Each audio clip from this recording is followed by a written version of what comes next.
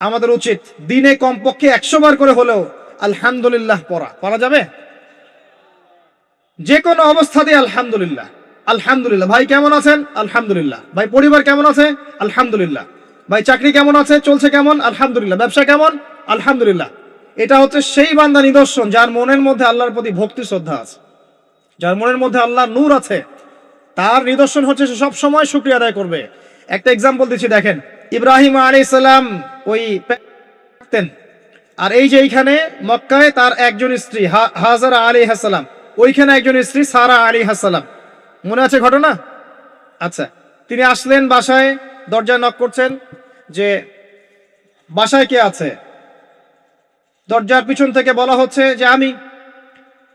তিনি বলছেন ইসমাইল কোথায়? তখন আওয়াজ আসছে ইসমাইল শিকার করতে গেছে। তারপরে তাকে বলা হচ্ছে তোমরা কেমন আছো, স্বামী স্ত্রী তোমরা কেমন আছো? তো স্ত্রী জবাব দিচ্ছে আমরা ভালো নাই, আমাদের ঘরে অনেক অভাব, আমাদের অনেকের স্ত্রীর মতো। আছে না এরকম? সারা জীবন করে যাবেন, একটা কথাই শুনবেন শেষ বয়সে গিয়ে, জীবনে কিছুই পাইলাম না তোমার কাছে। নিজের মাথার ঘাম পায়ে ফেলে করতেই থাকবেন করতেই থাকবেন করতেই থাকবেন করতেই থাকবেন, কিন্তু আপনি শুনতেই থাকবেন কিছুই করলাম না, কিছুই পাইলাম না, কিছুই পাইলাম না। অমুক ভাবি কত ভালো আছে, অমুক কত ভালো আছে, অমুকের এত আছে, অমুকের তত আছে। সুবহানাল্লাহ। এটা আমাদেরই দোষ। কারণ বিয়ে করার সময় যারা দিনদারিতা না দেখে শ্বশুরের সম্পত্তি দেখবেন, সৌন্দর্যকে বেশি প্রাধান্য দিবেন, নিজের হারাম প্রেমকে বেশি প্রাধান্য দিবেন, নিজের ওই বংশমর্যাদা ইত্যাদি ইত্যাদিকে বেশি প্রাধান্য দিবেন, তখন তো আফসোস করতেই হবে, কিছু করার নেই। এই জন্যই তো নবী সাল্লাল্লাহু আলাইহি ওয়াসাল্লাম বলেছেন যে দিনদার স্ত্রীদেরকে দেখে বিয়ে করো, যার মধ্যে দিনের বুঝ আছে, জ্ঞান আছে, একে দেখে বিয়ে করো। তবে এখানেও একটা বিষয় আপনাকে সতর্ক করতে চাই যে প্রত্যেকটা বোরখার পিছনেই সঠিক দিনদারিতা থাকে না। অতএব এটা দেখেও ধোঁকা খাওয়ার কিছু নাই। দিনদারিতা আল্লাহর সাথে বান্দার মনের ব্যাপার। দিনের বেসিক কিছু প্রশ্নের মাধ্যমে আপনি তার উত্তর পেতে পারেন, দিনের বেসিক কিছু বুঝ আচরণ দেখে আপনি তার উত্তর পেতে পারেন, তার তাকওয়া দেখে আপনি উত্তর পেতে পারেন। একজন আমিরুল মুমিনিন খলিফা, তিনি রাত্রেবেলা জনগণের অভাব অনটন দেখেন। একদিন দেখতে দেখতে রাতে ক্লান্ত হয়ে পড়লেন, একটা দেয়ালের আড়ালে তিনি দাঁড়িয়ে বিশ্রাম নিচ্ছেন, বসে পড়েছেন। দেয়ালের পিছন থেকে তিনি আওয়াজ শুনছেন, মা আর মেয়ে কথাবার্তা বলছে। মা বলছে দুধে পানি মিশাও, আর মেয়ে বলছে যে ইত্তাকিল্লাহ, হে মা আল্লাহকে ভয় করো। তার মা বলছে এখানে তো ওমর নাই, ওমরের প্রশাসন নাই, ভয়ের কি আছে, মিশাও পানি মিশাও। তখন এই মেয়ে বলছে ওমর নাই তো কি হয়েছে, ওমর রব আল্লাহ তো জীবিত আছেন, তিনি দেখছেন। ওমর রাদিয়াল্লাহু আনহু পরের দিন ওই বাড়িটা মার্ক করে রাখলেন রাত্রেবেলা। পরের দিন তার ছেলেকে নিয়ে আসছেন এই বাসায়, এসে মেয়ে দেখাচ্ছেন, এই মেয়ে পছন্দ হয় কিনা দেখো। মেয়ে পছন্দ হয়ে গেছে। আমিরুল মুমিনিনের মানে রাষ্ট্রপ্রধানের ছেলের সাথে এই মেয়ের বিয়ে হয়ে গেল। দুধওয়ালি, দুধ ধোয়াচ্ছেন যেই মেয়ে। কি দেখে বিয়ে দিলেন? সৌন্দর্য দেখে? বংশমর্যাদা? শ্বশুরের টাকা? যৌতুক? এই কাজ যদি আমরা করতে না পারি, সংসারে শান্তি আসবে না, তখন কিছু করার থাকবে না ভাই। কারণ এই ফিতনায় একবার ঢুকে গেলে জীবনটা মেসাকার। এগুলো ডিল করতেই দিন দিন অনেক চলে যাবে। দিনের ফিকির পরে দেখবেন পরিবার সামলাতেই সময় শেষ, দিন শেষ। মানসিকভাবে যদি আপনি ফ্রেশ না থাকেন, ভালো না থাকেন, সাউন্ড না থাকেন, আপনি দিনের জন্য কিন্তু কিছু করতে পারবেন না। আর পরিবারে যদি নেককার স্ত্রী না থাকে, আপনি মানসিকভাবে ভালো থাকবেন না, ভালো থাকবেন না। এটা প্র্যাকটিক্যাল কথা। তো ওই যে স্ত্রী বলছে আমরা ভালো নাই, ইসমাইল শিকার করতে গেছে, আমরা ভালো নাই, একবেলা খাই একবেলা খেতে পারি না, ভালো নাই। ইব্রাহিম আলাইহিস সালাম বলছেন ঠিক আছে, ইসমাইল বাসায় আসলে ওকে বলো যে তার বাবা এসেছিল, আর তাকে বলো যে ঘরের চৌকাঠটা যেন পরিবর্তন করে। কথা কি বুঝতে পারছেন? ইসমাইল আলাইহিস সালাম আসলেন, একজন বৃদ্ধা লোক এসেছিল বাসায়, তোমার বাবা পরিচয় দিয়েছে। কি বলেছে? বলেছে যে ঘরের দরজা যেন পরিবর্তন করি। তখন তিনি বলছেন তুমি কি এমন বলেছিলে যার কারণে এই কথাটা বলেছে? তো তিনি বলছেন আমি বলেছি আমরা ভালো নাই, আমরা অভাবে আছি, তুমি শিকারে গেছো ইত্যাদি। তখন তিনি বলছেন তুমি ভুল করেছো, তিনি আমার বাবা ছিলেন, তিনি একজন নবী, তিনি ইনডাইরেক্টলি আমাকে বলেছেন আমি যেন তোমাকে তালাক দেই। এক কথায় তালাক হতে পারে?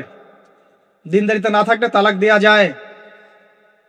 যদি ধৈর্য ধরতে ধরতে ধরতে ধরতে আপনি অতিষ্ঠ হয়ে যান, দিনের ব্যাপারে আর কম্প্রোমাইজ করতে পারেন না, সেক্ষেত্রে তালাক একটা অপশন আছে। এটা খারাপ নয়, যদিও এটা মন্দের ভালো একটা অপশন, কিন্তু সবর করতে উৎসাহিত করা হয়েছে। সবর করতে করতে করতে করতে যদি ভিতরটা পরিবর্তন না হয়, এরকম আল্লাহর প্রতি অকৃতজ্ঞ মানুষকে নিয়ে আপনি সারা জীবন চলতে পারবেন না। এবং দিনের পথে চলতে গিয়ে যারা প্রতিবন্ধকতা স্বীকার করে, তাদেরকে নিয়ে আপনি আল্লাহর পথে দাওয়াত এবং মুজাহাদার মেহনত করতে পারবেন না। এই জায়গায় গিয়ে অনেক সময় এক্সট্রিম ডিসিশন নিতে হতে পারে। এটা ইসলাম কিন্তু অপশন রেখেছে আপনার জন্য, আমি উৎসাহিত করছি না, অপশন রেখেছে। এরপরে আবার তিনি আসলেন অনেক বছর পর, এসে আবার নক করলেন যে আসসালামু আলাইকুম। ওয়ালাইকুম সালাম। ইসমাইল কোথায়? শিকার করতে গেছে। তোমরা কেমন আছো? আলহামদুলিল্লাহ, আমরা অনেক ভালো আছি। ঠিক আছে, ইসমাইল বাসায় আসলে তাকে বলো ঘরের চৌকাঠটা যেন যত্ন করে আদর করে মহব্বত করে রাখে। কথা বুঝতে পারছেন? এবার ইসমাইল আলাইহিস সালাম আসলেন বাসায়, তার স্ত্রী জিজ্ঞাসা করছে, একজন বৃদ্ধা এসেছিলেন, তোমার বাবা পরিচয় দিয়েছেন, কি বলেছে? বলেছে আমি যেন ঘরের চৌকাঠটা তুমি যেন অটুট রাখো, বহাল রাখো। তুমি কি বলেছো? আমি বলেছি আমরা অনেক ভালো আছি। তখন তিনি বলছেন, আমার বাবা তোমাকে অনেক পছন্দ করেছেন এবং তোমাকে নিয়ে আমাকে সংসার করতে বলেছে। এই হলো অবস্থা। শুকরিয়া আদায় যারা করতে পারবে না, তাদেরকে নিয়ে চলা মুশকিল। লুকমান হাকিম, যাকে প্রজ্ঞা দেয়া হয়েছে, তাকেও আল্লাহ পাক আদেশ করছেন তুমি আল্লাহর শুকরিয়া আদায় করো। যে ব্যক্তি আল্লাহর শুকরিয়া আদায় করে, কৃতজ্ঞতা প্রকাশ করে, যে কোনো হালতেই বলতে পারে আল্লাহ আলহামদুলিল্লাহ আমি ভালো আছি। এবং আল্লাহ রাসূল সাল্লাল্লাহু আলাইহি ওয়াসাল্লাম বলেছেন, কখনো উঁচু স্তরের লোকদের দিকে তাকাবে না। যার উঁচু বাড়ি আছে, তোমার চেয়ে উঁচু বাড়ি আছে, তোমার চেয়ে বড় গাড়ি আছে, তোমার চেয়ে বেশি টাকা আর্ন করে, ওদের দিকে দেখবে না, ওদের দিকে চোখ দিও না। বরং তোমার চেয়ে নিচে যারা আছে, দরিদ্র যারা, তোমার চেয়ে যারা দরিদ্র, ওদের দিকে তাকাও। তাহলে তুমি আল্লাহর নিয়ামতের শুকরিয়া আদায় করতে পারবে ইনশাআল্লাহ তাআলা। আমরা যদি হসপিটালে যাই, শুকরিয়া আদায় করতে পারবো না? যে যে হাজার হাজার মানুষ শুয়ে আছে, কারো ক্যান্সার, কারো ডায়াবেটিস, কারো অমুক, কারো তমুক, কারো অ্যাক্সিডেন্ট, কারো এইটা সেইটা, কারো ব্রেন টিউমার, কারো হার্টের সমস্যা, কত সমস্যা। কেউ হাঁটতে পারে না, কেউ বসতে পারে না, কেউ শুইতে পারে না, কেউ শুইলে ঘুমাতে পারে না। আমরা ভালো আছি না? আলহামদুলিল্লাহ, কৃতজ্ঞতা। যখন আপনি আপনার চেয়ে বিপন্ন কোনো মানুষকে দেখবেন, দেখে যদি এই দোয়াটা পড়েন, আলহামদুলিল্লাহিল্লাযী আফানি মিম্মা ইবতালাকা বিহি ওয়া ফাদ্দালানি আলা কাসীরিম মিম্মান খালাকা তাফদীলা। আল্লাহর শুকরিয়া আদায় করছি যে আল্লাহ তোমাকে যে বিষয় দিয়ে পরীক্ষা করেছেন, আমাকে তার থেকে নিরাপদ রেখেছেন, এবং হাজার মানুষের চাইতে আল্লাহ পাক আমাকে উত্তম জায়গায় রেখেছেন, ভালো রেখেছেন। এই দোয়াটা যে ব্যক্তি পড়বে, ওই বিপদ তাকে স্পর্শ করবে না ইনশাআল্লাহ। এভাবে আপনি আল্লাহর শুকরিয়া আদায় করতে পারেন। আর আল্লাহ পাকের শুকরিয়া আদায় করার সবচাইতে বড় নিদর্শন হচ্ছে আপনি আল্লাহর আদেশ নিষেধ মেনে চলছেন কিনা। যে ব্যক্তি আল্লাহর আদেশ এবং নিষেধকে মেনে চলছে, এ ব্যক্তি প্রকৃতপক্ষে আল্লাহর শুকরিয়া আদায় করছে, তাই নয় কি? খালি মুখে যদি বলি আমি আল্লাহর শুকরিয়া আদায় করি, নামাজ নাই, সওম নাই, যাকাত নাই, কিচ্ছু নাই, মুখে মুখে বলছি আমি আল্লাহকে অনেক ভালোবাসি, এই ভালোবাসার দাম আছে? আল্লাহ পাক কি বলেছেন? যে তোমরা যদি আল্লাহর ভালোবাসা পেতে চাও, কুল ইন কুনতুম তুহিব্বুনাল্লাহ ফাত্তাবিউনি, আমার অনুসরণ করো। কার অনুসরণ? মুহাম্মদ সাল্লাল্লাহু আলাইহি ওয়াসাল্লামের অনুসরণ করো, তার সুন্নাহ মাফিক জীবন করো। ইনশাআল্লাহ আল্লাহ পাক তোমাদেরকে মাফ করে দিবেন, আল্লাহও তোমাদেরকে ভালোবাসবেন ইনশাআল্লাহ। লুকমান আলাইহিস সালামকে আমি আলাইহিস সালাম বলছি এই অর্থে তার উপর শান্তি বর্ষিত হোক, এই অর্থে বলছি। এরপর পরের আয়াতে লুকমান আলাইহিস সালাম, লুকমান হাকিম, তিনি বলছেন ওয়াইজ ক্বালা লুকমান লিবনিহি, তার সাথে তার সন্তানের একটা কনভারসেশন হচ্ছে। এটা ভালো করে শোনেন, তার সাথে তার সন্তানের একটা কনভারসেশন হচ্ছে। তিনি তার সন্তানকে কিছু নসিহত করছেন, ওয়াজ করছেন, যেই নসিহতগুলো আল্লাহ পাকের কাছে এত ভালো লেগেছে, আল্লাহ পাক কুরআনুল কারীমের মতো কিতাবে সেটাকে নিয়ে এসেছেন। কিয়ামত পর্যন্ত এটা থাকবে ইনশাআল্লাহ। কিয়ামত পর্যন্ত একজন বাবা একজন ছেলের এই কনভারসেশন থাকবে ইনশাআল্লাহ। আমরা তো মনে করি সন্তানকে মানুষ করবে তার মা, এখানে আমরা দেখছি সন্তানকে নসিহত করছেন তার বাবা। আমরা ইউসুফ আলাইহিস সালামের ক্ষেত্রেও সেটাই দেখেছি, যে সন্তানকে নসিহত করছেন তার বাবা। আমরা কোরআন ঘাটলে দেখি যে বাবা সন্তানকে নসিহত করেন, মা নসিহত কম করেন। জি, ইব্রাহিম আলাইহিস সালাম কথা বলছেন তার সন্তানের সাথে, ইউসুফ আলাইহিস সালামের সাথে তার বাবা কথা বলছেন, লুকমান আলাইহিস সালামের সাথে তার সন্তান কথোপকথন হচ্ছে। তাহলে কোরআন দেখাচ্ছে বাপ কা বেটা, বাপ যেমন সন্তান তেমন। বাপ হবে সন্তানের রিয়েল গার্ডিয়ান, মা তাকে মানুষ করবে, ইলম প্রজ্ঞা বাস্তবতা শেখাবে কে? বাবা। আর আমাদের বাবারা এখন মানি মেকিং মেশিন, তারা খালি টাকা আর্ন করার মেশিন। সকাল 10টায় বেরাবে, আবার রাত 10টায় আসবে। সন্তানের সাথে বাবার কোনো মিল মহব্বত নাই, দেখাশোনাই নাই। এটা ঠিক নয়। সন্তানকে মানুষ করতে হবে বাবাকে, তাকে প্যারেন্টিং শেখাতে হবে। আমাদের বাবাদেরকে প্যারেন্টিং শেখাতে হবে, মাদেরকেও শেখাতে হবে। আসেন আমরা এখান থেকে দেখব কিভাবে তিনি তার সন্তানকে নসিহত করছেন। এই নসিহত শুধু সন্তানের জন্য নয়, প্রত্যেকটা মানুষের জন্যই। আমরা এই নসিহতগুলোর মধ্য দিয়ে আমাদের লেকচারের ইতি টানবো ইনশাআল্লাহ তাআলা। আসুন, ওয়াইজ ক্বালা লুকমান লিবনিহি, যখন লুকমান হাকিম তার সন্তানকে বলেছিলেন, কি বলেছেন? ইয়া বুনাই, আদর করে বলছেন, হে আমার সন্তান, বাবা শুনো, লা তুশরিক বিল্লাহ। প্রথম নসিহত কি? আল্লাহর সাথে শিরিক করো না। লা তুশরিক বিল্লাহ, আল্লাহর সাথে শিরিক করো না। আমরা আমাদের সন্তানকে প্রথম কি শিখাই? Humpty Dumpty sat on a wall. আমরা শিখাই Jack and Jill went up the hill. আমরাও শিখেছি। জ্যাক একটা ছেলের নাম, জিল একটা মেয়ের নাম, ওয়েন্ট আপ দ্য হিল আপনাদের পাহাড়ে চলে গেল, ওই বান্দরবনের পাহাড়ের কোনায় চলে গেল একটা ছেলে একটা মেয়ে। তারপর কোনায় গিয়ে কি করলো সেটা আপনারাই বোঝেন। তা আমরা ছোটবেলা থেকে বাচ্চাকে শিখাই Jack and Jill went up the hill. কি বুঝলেন? প্রত্যেকটা ক্ষেত্রে সমস্যা। আপনি শরিয়াতে কি শিখাচ্ছেন? আমটি আপনি খাবেন পেরে? কার গাছের আম আপনি পেরে খাবেন? যাত্রার গাছের আম আপনি পেরে খাইতে পারবেন? শুরুতে অজগর আসছে তেরে, সন্তানকে ভয় দেখে, অজগর তেরে আসছে। ওই বাচ্চা অজগরের কি বোঝে? শরিয়তে অজগর আসছে তেরে, ভয়, আগে ভয় শেখানো হচ্ছে। শরিয়তে অজগর আসছে তেরে, ভয়, আপনি ভয় পাচ্ছেন, বাচ্চা ভয় পাচ্ছে, রাত্রে ঘুমের স্বপ্ন দেখবে অজগর তেরে আসছে। হ্যাঁ, আপনি বাচ্চার সাথে যে কথোপকথনগুলো করবেন রাত্রে, সেগুলো সে স্বপ্ন দেখতে পারে। শরিয়াতে আপনি শেখাচ্ছেন আমটি খাবো পরে, কার গাছের আম পেরে খাবেন? গাছ কি আপনার? যাত্রার গাছের আম পেরে খাবে? সে চুরি করা শিখলো সে। এই তো হচ্ছে এখানে শাব্দিকভাবে পরিবর্তন না আনতে পারলে, নৈতিকতা না ঢুকাতে পারলে সমস্যা তো। আর কালচার এভাবেই চলছে কেন? কেউ এগুলো নিয়ে মাথা ঘামায় না কেন? সুবহানাল্লাহ, বই পুস্তক এখন টোটালি চেঞ্জ হয়ে যায়, দিন দিন চেঞ্জ হচ্ছে। দেখবেন আগে আমরা অনেকগুলো নজরুলের কবিতা পড়তাম, কবিতা নাই, আস্তে আস্তে আস্তে আস্তে ভ্যানিশ। একটা ভিতর থেকে একটা আদর্শ আপনাকে ইনজেক্ট করা হচ্ছে। কোন আদর্শ সেটা আপনি খুঁজে বের করেন, এবং যে আদর্শটা রাখা উচিত সেটাকে আস্তে আস্তে মাইনাস করা হচ্ছে। কোনটা সেটা আপনি ভাবেন। সন্তানকে বাবা শেখাচ্ছে ইয়া বুনাই লা তুশরিক বিল্লাহ। কোন পরিবারে এই লুকমান আলাইহিস সালামের মতো পিতা সন্তানকে শেখায় ছোটবেলায়, বাবা আল্লাহর সাথে শিরিক করো না? এটা একটা জায়গায় সম্ভব, যারা ইসলামিক লাইনে পড়াশোনা করছেন, মাদ্রাসায় পড়াশোনা করছেন। আর এখানে আমরা এমন ভাবে তাকাই এদের দিকে যেন এরা সমাজের সবচেয়ে নোংরা কীট নাকি, নাউযুবিল্লাহ। তো দেখেন, আমরা আরো শিখাই বাবা তোমাকে বড় হতে হবে, নিজের পায়ে দাঁড়াতে হবে, বৃদ্ধ বয়সে বাবাকে দেখতে হবে, মাকে দেখতে হবে, প্রতিষ্ঠিত হতে হবে। আগে আমরা বাচ্চাদেরকে এগুলো শিখাই। আর লুকমান হাকিম তার সন্তানকে শিখাচ্ছেন প্যারেন্টিং। দেখেন ইসলামিক প্যারেন্টিং, যে প্যারেন্টিংটা আল্লাহ পাক কবুল করেছেন, কোরআনে নাজিল করেছেন, কিয়ামত পর্যন্ত থাকবে ইনশাআল্লাহ। বাবা আল্লাহর সাথে শিরিক করো না। আগে সন্তানকে শেখান শিরিক কি জিনিস, তাওহীদ কি জিনিস। তখন সন্তান প্রশ্ন করবে বাবা শিরিক কি, তখন আপনি আস্তে আস্তে ওর বুঝ অনুযায়ী ওকে বলবেন। ওর বয়স যদি 5 বছর হয় একটা কথা বলবেন, 10 বছর হলে আরো বেশি বোঝাবেন, 15 হলে আরো বেশি বোঝাবেন। যখন ম্যাচুরিটি যেমন তেমনি বোঝাবেন।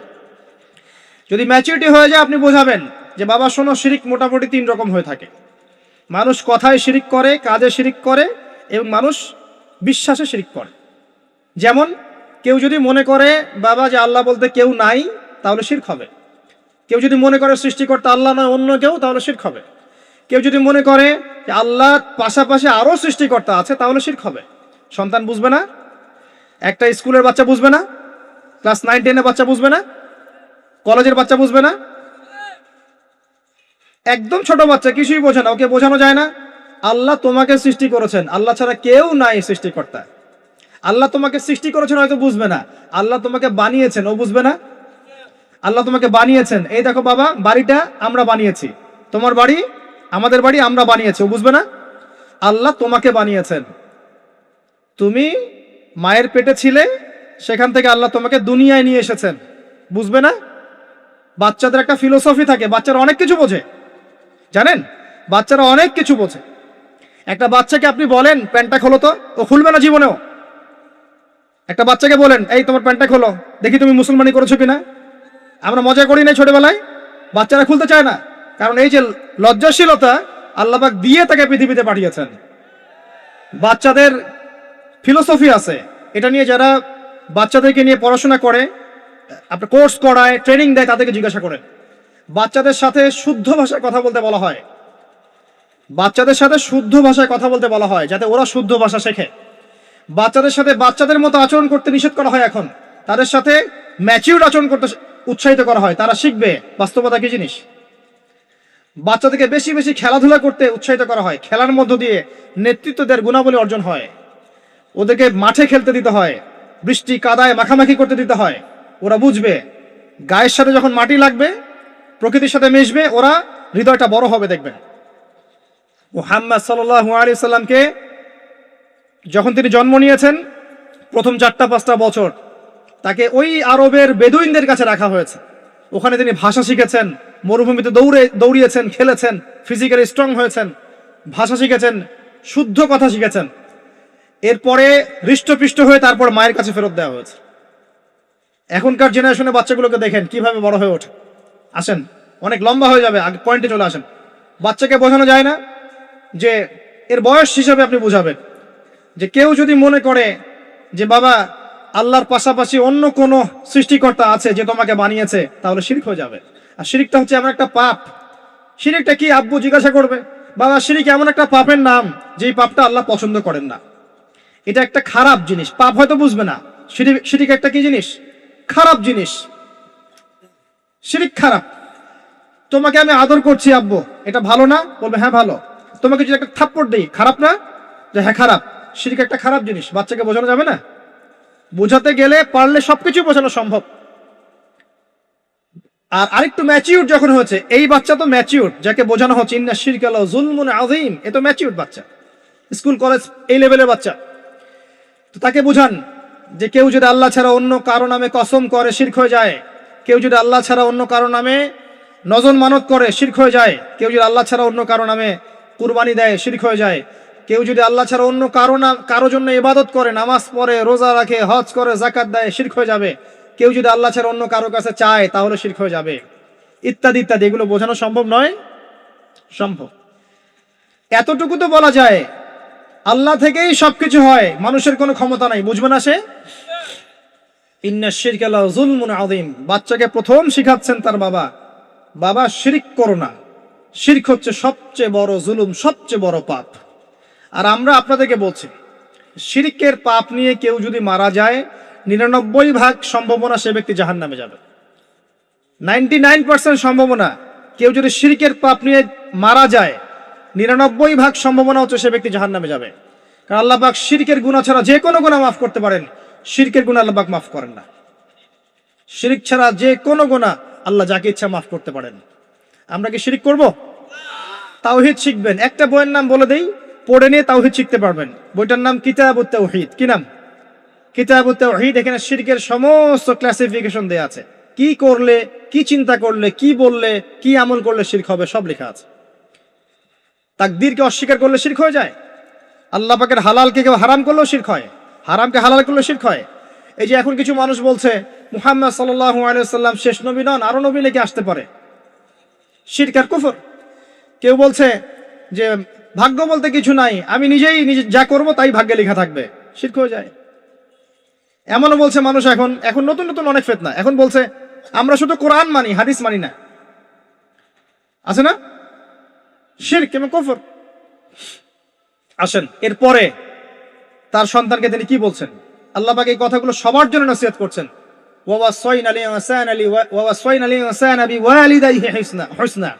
এরপর আল্লাহ পাক বলছেন মানুষকে আদেশ করা হচ্ছে যেন মানুষ তার পিতা মাতার সাথে সুন্দর আচরণ করে। তার মা তাকে কষ্টের পর কষ্ট সহ্য করে গর্ভধারণ করেছে। ওয়াফিসালুহু ফি আমাইন, তাকে প্রসব করেছেন এবং 2 বছর দুধ পান করিয়েছেন। আনিশকুরলি, মানুষকে আদেশ করা হচ্ছে যেন মানুষ আমার শুকরিয়া আদায় করে, আল্লাহ পাক বলছেন। ওয়ালি ওয়ালিদাইক, এবং তার পিতামাতার শুকরিয়া আদায় করে।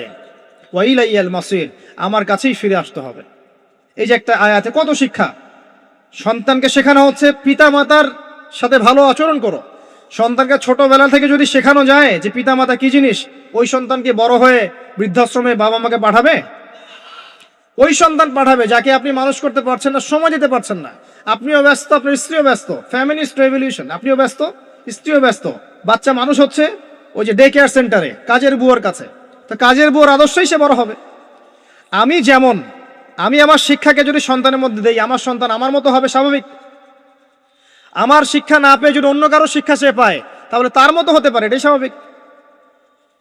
আপনি আপনার জায়গা থেকে চেষ্টা করলেন, ভবিষ্যতে গিয়ে আমাদের অবর্তমানের সন্তান কোন পথে যাবে আমরা জানি না। জানি নূহ আলাইহিস সালামের সন্তান বিপদগামী হয় নাই?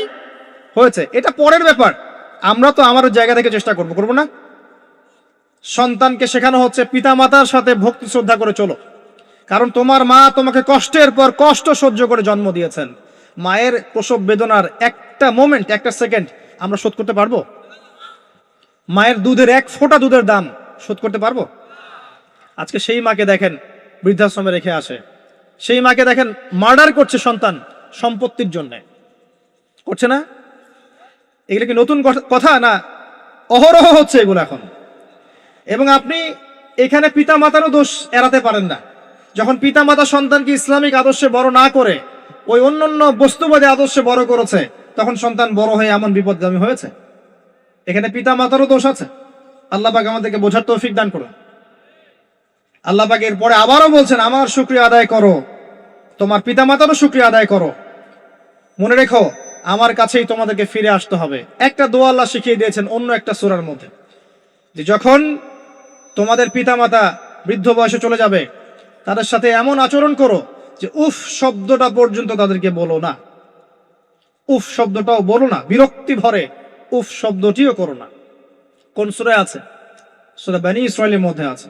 وقضى ربك ألا تعبدوا إلا إياه وبالوالديه إحسانا وإما يبلغن عندك الكبر أحدهما أو كلاهما فلا تقل لهما أف ولا تنهرهما وقل لهما قولا كريما واحفظ لهما جناح الذل من الرحمة, তাদের জন্য ভালোবাসার এই বাহু প্রশস্ত করে দাও। ওয়াকুর রাব্বিরহামহুমা কামা রাব্বায়ানি সগীরা। আমরা এই দোয়াগুলো করব পিতামাতার জন্য। আল্লাহ পাক তৌফিক দান করুন।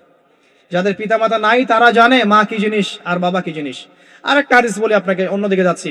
নবী সাল্লাল্লাহু আলাইহি ওয়াসাল্লাম বলেছেন 3 ব্যক্তির জন্য ধ্বংস, তার মধ্যে এক ব্যক্তি হচ্ছে সেই ব্যক্তি যে ব্যক্তি রমজান মাসকে পেয়েছে, নিজের আমল করে গুনাহ মাফ করাতে পারে নাই। 2 নম্বর সেই ব্যক্তি যে ব্যক্তি বৃদ্ধ পিতামাতাকে পেয়েছে, দুজনের একজনকে পেয়েছে বা দুজনকে পেয়েছে, তাদের খেদমত করে জান্নাত লাভ করতে পারে নাই। আর 3 নম্বর সেই ব্যক্তি যার সামনে নবীর নাম উচ্চারণ করা হয়, নাম শুনেও সে দরুদ পড়ে না, সাল্লাল্লাহু আলাইহি ওয়াসাল্লাম বলে না। এখানে আছে পিতামাতাকে পেয়েছেন, তাদের খেদমত করে জান্নাত লাভ করতে পারছি না, আমার জন্য ধ্বংস। বলুন নাউজুবিল্লাহ।